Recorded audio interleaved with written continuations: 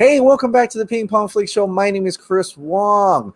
I hope you had a wonderful weekend, but there has been a couple developments since I last came on this show.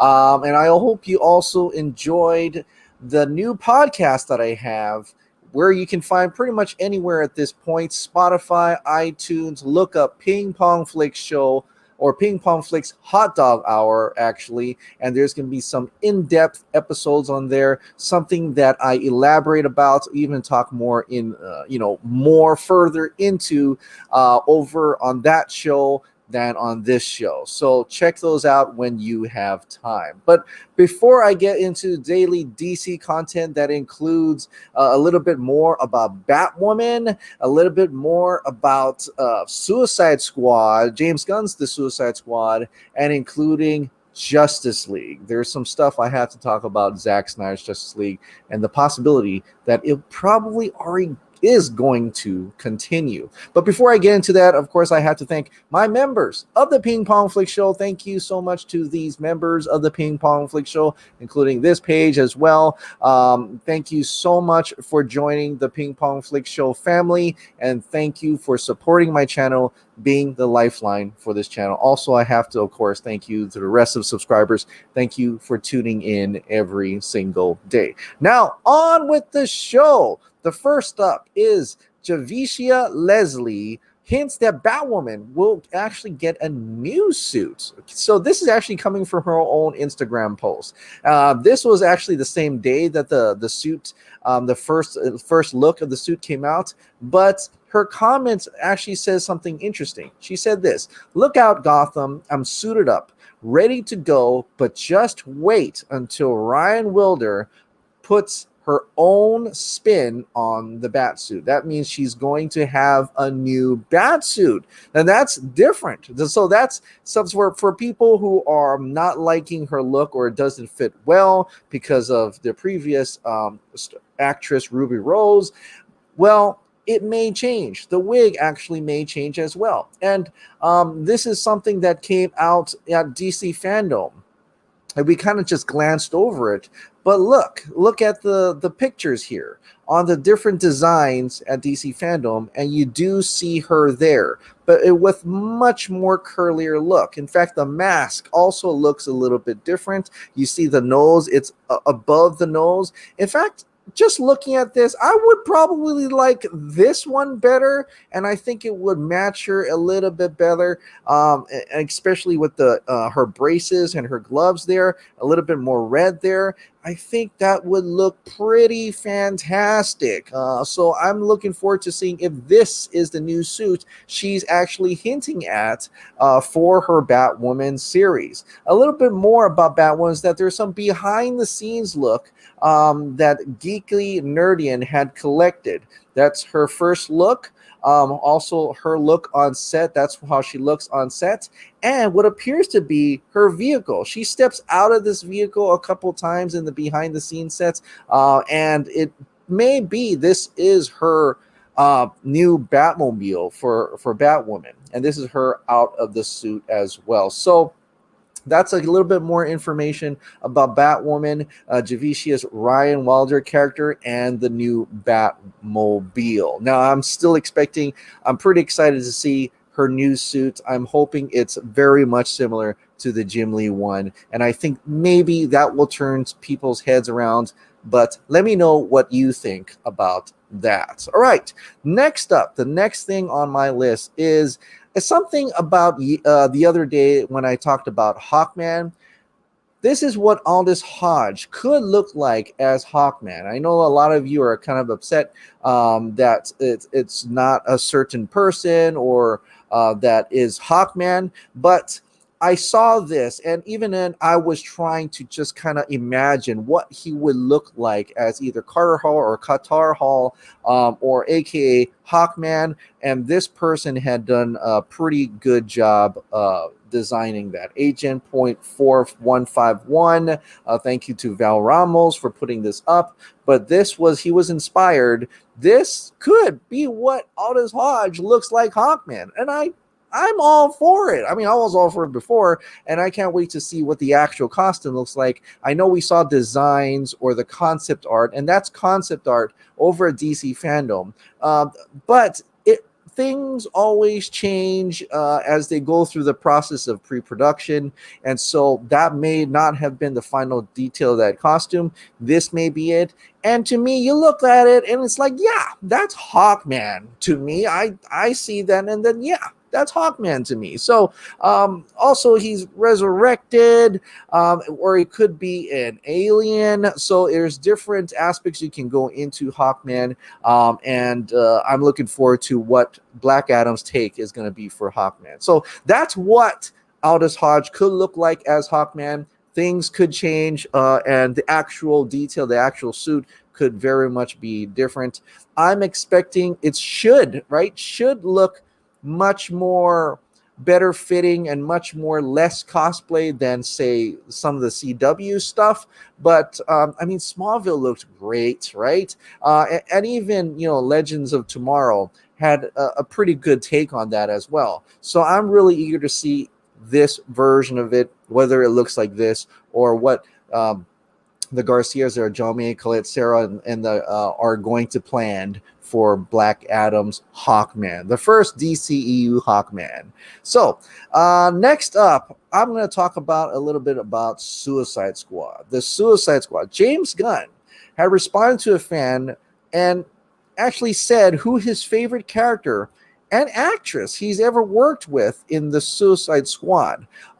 This is coming from on Instagram. Says James Gunn says this. Awesome. The Suicide Squad fan art by at Emo Way I think captures our vibe quite well. By the way, thanks to so many of you for your awesome fan art. I try to like or share my stories as much as possible. So keep it coming. And so, and that's true. I mean, we do see in the trailer that King Shark eats somebody. She's holding guns. They're swearing. It's going to be violent. It's going to be a hard R now. So we're going to have a lot of, questionable language and lots of gore and blood.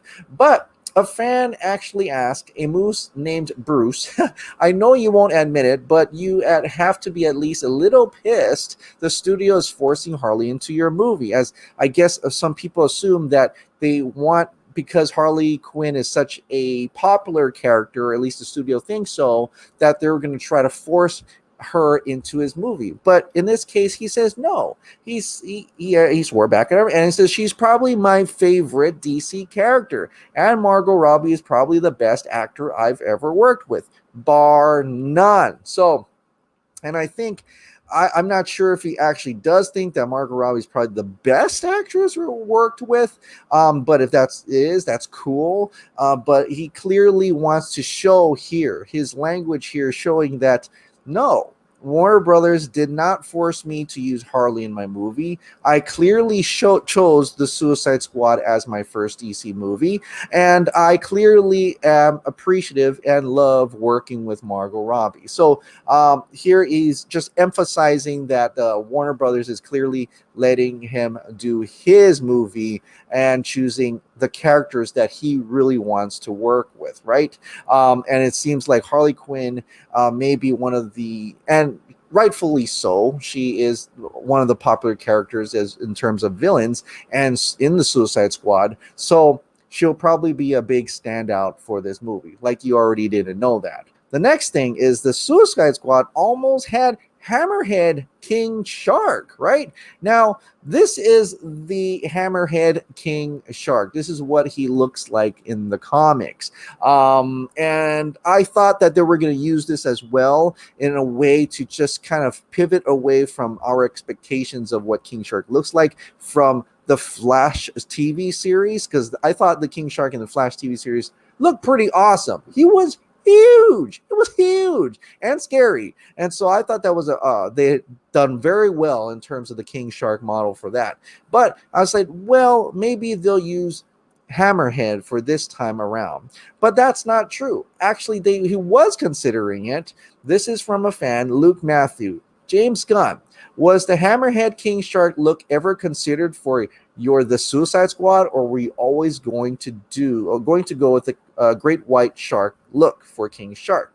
And he said this: he was definitely considered, but it's almost impossible to shoot elegant scenes between two characters with one character who has eyes completely on the sides of his head.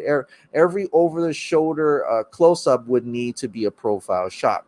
And that's true. That's effectively, you're taking into account realism into that fact, and having him actually look that way and that, I guess that would be kind of a problem. Makes you wonder, how does that work out in the comics? Because in the thing, it would kind of be slightly forward, so it doesn't bother you as much. But he's right in terms of in an emotion picture and in movement. How would that work? He would definitely be trying to talk to you like this, and he's only looking at you. But that could have been some comedic effect too. Like, you could probably come straight at him and he wouldn't be able to see you, or something like that. Something along the lines like Pitch Black, where Vin Diesel was trying to outsmart those aliens, because those aliens, the eyes were on the left and right. So I could have saw some comedic effect with that, but that's okay. He decided to go with this style King Shark, and probably the most noticeable, the most one that you recognize, most recognizable one, because of the Harley Quinn animated series, does utilize this Great White King Shark model. Also, we've also seen him in the Flash TV series as well. So that's why we're not getting the Hammerhead King Shark in the Suicide Squad.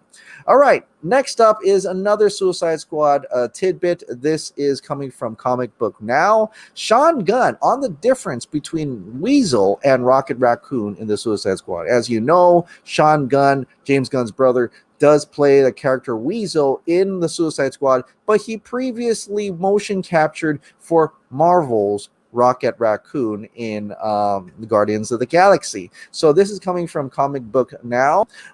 It was interesting because the work I've done as Rocket Raccoon is much different. It's motion reference, and it's a different sort of process by which they put the character together, the actor told the web show. But for Weasel, I'm just doing the real mocap, where I have on the balls and lights and colors, and they were really capturing everything I did, which was awesome. Which is true, because in the Suicide Squad, Sean Gunn is Weasel.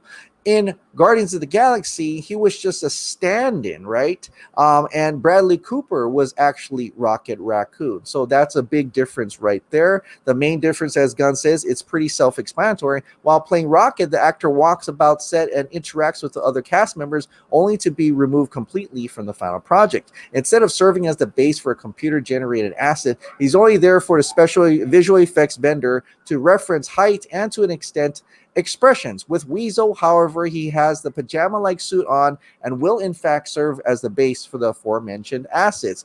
As the Weasel, I think I got a lot of love for the character, and I hope that audiences do too. I'm going to let you decide where Weasel falls on that gross spectrum. That's all my brother. But yeah, no, this is not a man in a Weasel outfit. There's an anthropomorphic Weasel. You got to see it. It's not even like a hybrid. He's pretty much just a huge Weasel in a little bit of a man's body. So that's a different one as well. Having that, I mean, it looks like it's going to be a disgusting, gross take on him. He's clearly licking the window there, and he just looks like a man. Like he's a man, a Weasel man. Like it's not like Raccoon. I'm not going to think we're going to be like going out and buying Weasel toys anytime soon. Like the kids are probably not going to say, look at that and like, that's cute. But it's a hard rated R movie, so it's probably not going to be cute anyway, right? And so that's another huge difference between Rocket Raccoon. When people compare, it's just another Rocket Raccoon for the Suicide Squad, it clearly is not going to be that way. So that is the Suicide Squad, a Sean Gunn take on the Suicide Squad. And so let me know what you think about that. Are you excited to see Weasel in action? All right, the next up is we getting we're probably going to get an expanded Bruce Wayne Iceland scene in Zack Snyder's Justice League. Like, I felt that in the theatrical movie, it was very short. Like, they cut a lot of stuff out of Justice League, as you already know, and replaced it with Joss Whedon's own directing style, right? And so, but I felt like usually that journey would probably be a lot longer, and you'll probably have a little bit more exposition into Bruce Wayne as his first scene, essentially his first scene as you see him. We don't have him fighting that burglar or thief over on that rooftop. That was a whole Joss Whedon scene, so that won't be in the movie. The first time you do see Bruce Wayne, well, it could also be in the part where he witnesses probably against Superman's death. But the first present time you actually see Bruce Wayne would be in Iceland, or that ice area where he's going to find Aquaman, right? So, and Clay Staub, the second unit director, actually teased this today. Good morning, Mr. Wayne. A scene that we haven't seen, a shot we haven't seen. Mr. Wayne, Bruce Wayne, waking up and making himself some coffee. And I think there's also some dialogue between him and the horse as well. The horse doesn't talk back, but he probably says something to the horse or something like that. And so there's probably a little bit more exposition on that. Maybe, and this is just a theory, that he could probably waking up from his nightmare after having witnessed Superman's death again, and then, or another, maybe a nightmare vision, I don't know, but maybe he wakes up and then you see him that he's around in some Iceland territory. What's he doing? And there's some little bit exposition there. So I'm really eager to see more of Ben Affleck's Bruce Wayne in Zack Snyder's Justice League, right? Clay Staub also kind of, and this is just a playful thing, options are always good. He posted up these two posters here. One was Zack Snyder's Justice League, which is what Zack Snyder wants his title to be. I don't know if he's still going to be able to get that. I hope he does.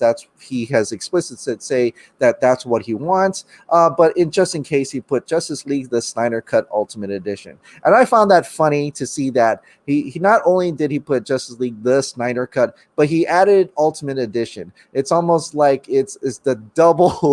It's to double make sure that the studio doesn't mess with the title, doesn't mess with this film, to be doubly sure, to make sure that everybody knows this is indeed the Snyder Cut and this is the Ultimate Edition. There is no other cut from this. That is it. This is Zack Snyder's cut. So I thought that was a kind of a funny take on that, and I want to share that with you. So, but I want to talk about Zack Snyder posted a picture over the weekend, and this is one part of it. There was another part of it where he actually showed the actual dragon, the sculpture that he made of that, but this is the other picture, that the progress before he made that dragon. And I thought, is Zack Snyder hinting at restoring his original vision for Justice League? This is the post right here, and under that post it says Mandala.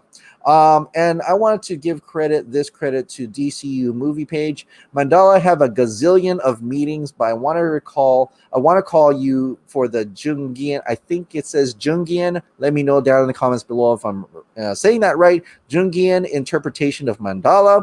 And he says this, he pulled this up. The mandala serves a conservative purpose, namely to restore a previously existing order, but it also serves the creative purpose of giving expression and form to something that does not yet exist, something new and unique. The process is that of the ascending spiral, which grows upward while simultaneously returning again and again to the same point. So when I saw that, and I go back to, this is Zack Snyder. My God, like I want to be in the mind of Zack Snyder sometimes, like how he interprets things, or he's able to maybe mention things, and there's symbolism to it. And we wouldn't pull that up. It would have been just fine if it was just a sand thing on Zack and Debbie's anniversary. Happy anniversary, by the way, Zack and Debbie. But he decided to put that word in, Mandela, because he knows the fans are gonna search it up and wonder what that means.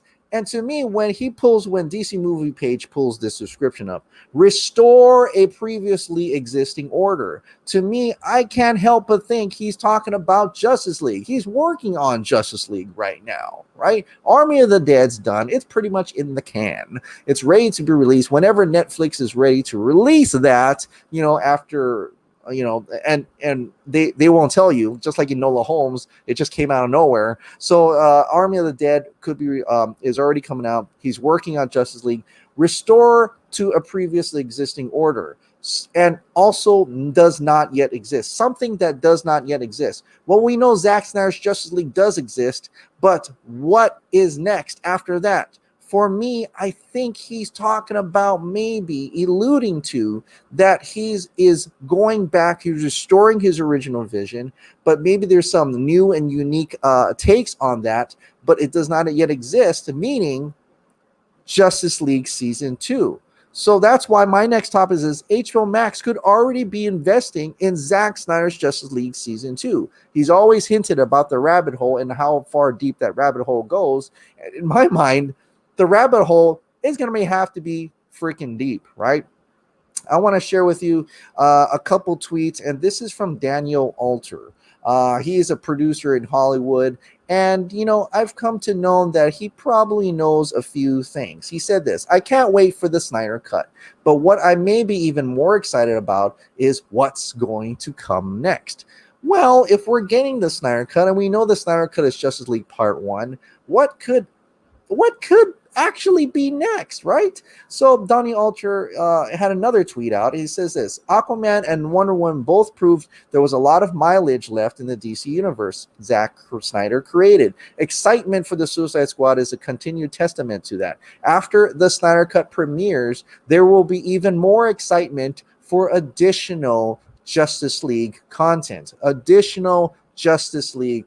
So I'm wanting to guess what could be more available after Justice League. I don't know. How about Justice League Season 2? Now, we just heard that the studio, or Warner Max, agreed to give Zack Snyder, WarnerMedia actually, give Zack Snyder $70 million, right, to investment into that project. And for a lot of people, there was a lot of hate from people around the internet. Why isn't he using that money? Why aren't they using that money for other things and things like that? It's ridiculous stuff. Ridiculous. Like, I don't know why they would even bring that up. Like, do you go to other directors like James Gunn or Patty Jenkins, or even on the Marvel side? Do you go to Kevin Feige and say, why don't you, instead of investing in more Marvel movies, do you put that in COVID research? No, you don't do that. But if Zack Snyder does it, that sucks, right? The hypocrisy over that. But anyway, Shiraz Faruqi put this out on his Forbes article. No studio puts in a $70 million plus investment into a project for simply a one and done. When WarnerMedia agreed to let Zack Snyder finish and repackage his vision as a series, the outlook is for more than just one season. Smiley face. My piece at Forbes explains it further, and I'm going to talk a little bit about that, but keep this in mind: Justice League Season 2, right? So the average Game of Thrones episode had a production budget in the $10 million to $15 million range. Now let's apply this to the Justice League. Superman, Batman, Wonder Woman alone have an IP value higher than most in entertainment. Throw in the bonus of having Gal Gadot, Jason Momoa, Ezra Miller, each with major roles on the theatrical side of Warner Brothers Pictures. It creates extra synergy between the brand. Henry Cavill as Superman, Ben Affleck as Batman continue to prove they are fan favorites, routinely trending on their own. Each of these actors have spoken highly of Zack Snyder, with a source pointing out that they would do anything for the director. Okay, so having a dedicated miniseries for Snyder's vision and these core group of characters could give HBO Max a solid edge in the streaming wars. Zack Snyder has strongly teased that his complete vision exists as a 5-movie arc. After the Snyder Cut is translated into a miniseries, that still leaves the 2 parts of Snyder's Justice League story up for grabs, pending that all the actors agree. WarnerMedia should jump at the chance of having potentially 2 more seasons of Justice League specifically for HBO Max. For Marvel fans, imagine having Robert Downey Jr. and Chris Evans on a Disney Plus for their own Avengers series. Zack Snyder's Justice League will be out in 2021, right? So think about that. That's incredible. Zack Snyder's Justice League, 4-part miniseries. The format alone is a smart choice because it helps both Snyder and HBO Max keep viewers engaged on the platform week by week or however this thing comes out, but it keeps Justice League as a topic of conversation, right? So that's why he puts out that AT&T WarnerMedia likely would not put in any investment if it was simply a one-time deal, especially investment of $70 million. So, and this is incredible because it does give you that idea that it's quite possible that HBO Max, WarnerMedia, has already invested into upcoming seasons of Justice League, upcoming seasons of Zack Snyder's Justice League. It just makes sense. It makes business sense, and having it as a series. When you put it out as a series, what's the first thing you think of when you think of season 1? Well, there's obviously going to be probably, if it does good, there's thoughts about season 2. So there could be a reason why they're not pushing the button yet. But in this case, I think there are people in the industry who may have heard that they're already in talks, that it's possible there could be going into season 2 already. And season 2 would be pretty epic. I mean, thinking about Justice League season 2 in a way just to hype it up a little bit more, this one is gonna have to be about them facing Darkseid, right? And somehow the Justice League members will end up at the end of season 2 into the nightmare future, which is season 3. So in season 2, it will still be them trying to be heroes, trying to be Justice League, and ultimately probably failing at defeating Darkseid, in which Darkseid ends up murdering a certain person that would turn into the nightmare future. By the way, if you want to know who that person is and what my thoughts on that, on how that person is in a certain place in order to get murdered by Darkseid, go to Spotify or any of my podcasts, any podcast streaming service, and actually type in Ping Pong Flix Hot Dog Hour for that.